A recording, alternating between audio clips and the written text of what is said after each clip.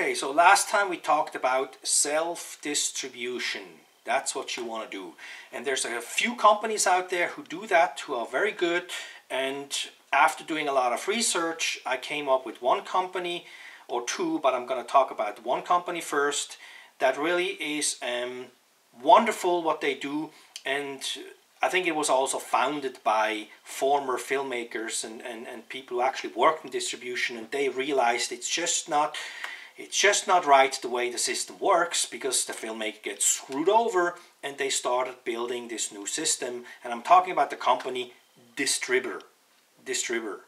And I did a lot of research with them, and I communicated with this Jason Brubaker, who is a great guy. He will help you and tell you everything about it. So how it works, it's very simple, because if you have a movie and you want to get it on iTunes, which apparently is the most used platform for digital movie watching. Okay, so iTunes is huge, and that's where you want your film to be on. Now, you cannot just go to iTunes and knock on the door, hey, I have a film, because there's thousands of filmmakers out there, and iTunes cannot deal with all those individuals at the same time, so they go through aggregators. And I think Distributor, I think they call themselves aggregator, or maybe they call themselves something else, but it's the same concept. So if you hire Distributor, if you decide to go with them, you read all the guidelines, you submit all your material, which are called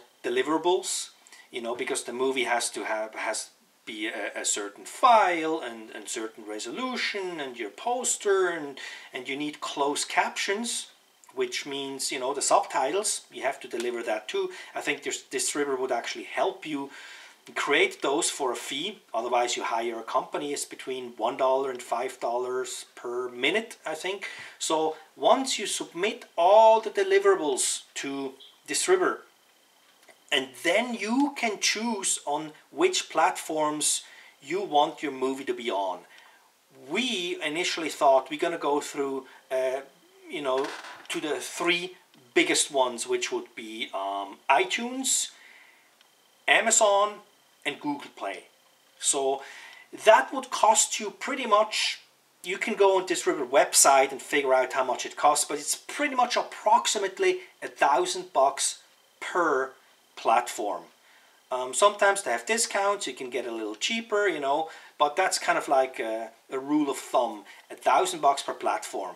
Now you can think, you pay, let's say, $3,000 to Distributor, you give all the deliverables, and then they do the quality control and everything, make sure everything is good, and they deal with the iTunes and all those platforms, they submit the stuff, and then they do more quality control. This can take 2-3 months, this whole ordeal, this whole quality control phase.